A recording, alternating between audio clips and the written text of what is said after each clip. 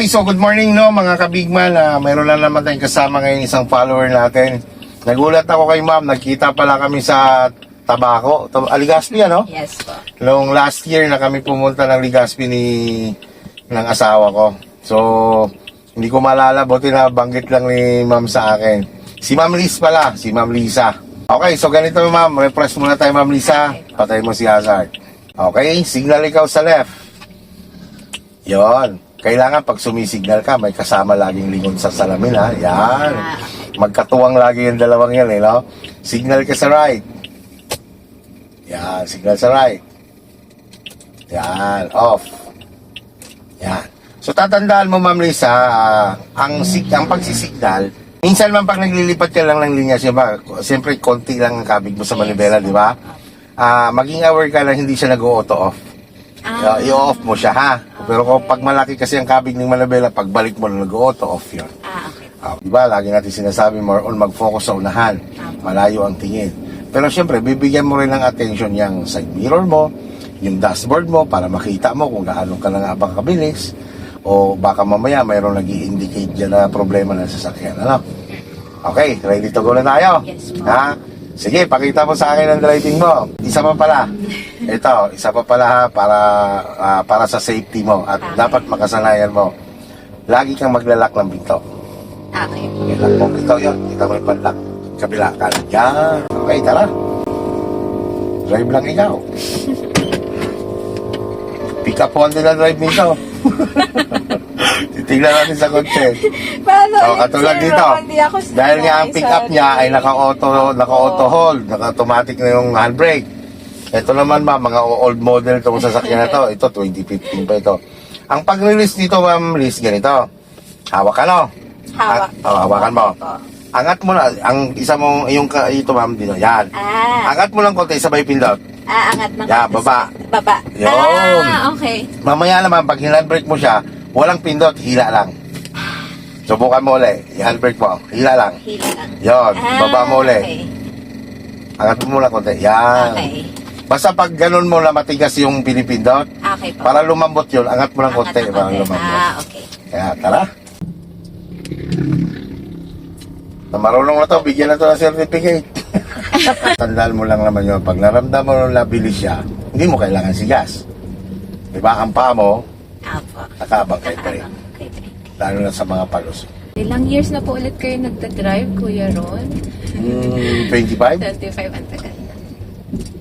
Maraming experience sa driving. Oo nga po, nakita niyo po during the theoretical.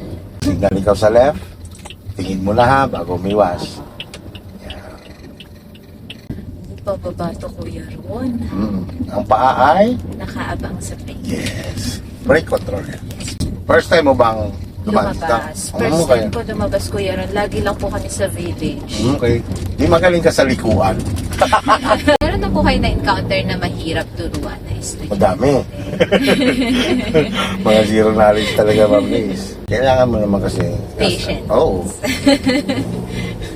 Pero hindi naman po kayo naiinis with them. Hindi naman.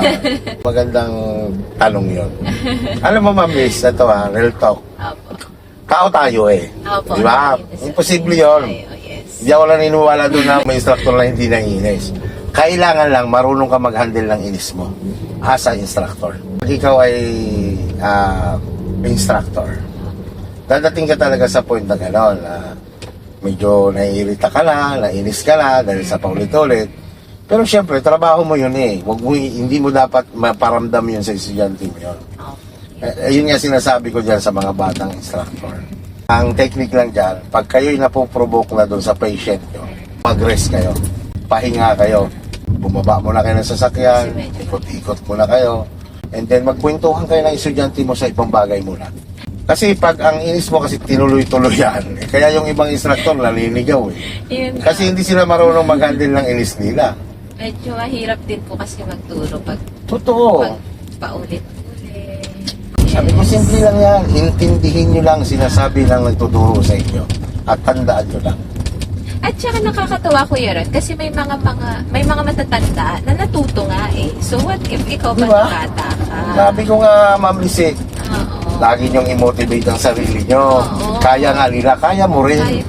Kasi pag may nakikita po ako na matanda na nagdadrive po, sabi ko, ang galing naman niya, kaya ko rin yan. So, tama. parang ganun. Yan ang magandang mindset. Oo, kaya ko rin yan kasi kaya niya eh, ako din. Alam nyo, kailangan nyo lang naman dito interest, lakas ng loob. Yes. Interesado ka, sinamahan mo ng lakas ng loob yan. Kahit yan ipinapanood mo lang, matututunan mo yan. Kasi karamihan nga dyan mga veterans driver na, katulad namin, wala namin nagturo sa amin eh. Nanonood lang kami. Ano po ngayon, no? Kasi pwede na panoorin. Mas madami silang ways to learn. Totoo, marami video. Marami ng video, kagaya nitong video. Oo, tulad nga ng mga video ko. Sabi ko, tulad yan, libre nyo pong napapanood yan. Yung iba nga, Ma'am Liz, nagbibigay sa akin ng feedback. Yun sa video ko, natutulad lang sila. May friend ako nanonood sa inyo. Hello to my friend. Hi. Nanonood siya. Shout out, anong name? Rochelle. Hi, Ma'am Rachel, shout out po sa inyo. Feeling daw po niya kapag pinapanood niya kayo, marunong na agad siya. Thank you po, thank you. Out. Shout out po, shout out sabi ni Ma'am Lisa. And shout out din po no, from Big Man Serga. Thank you for watching, Ma'am, always to my video. Siya na po ang next na magpapaturo sa inyo. Okay, so hindi na kita tuturuan. Alam na niya. Magro-road trip na lang tayo nun, Ma'am Rachel.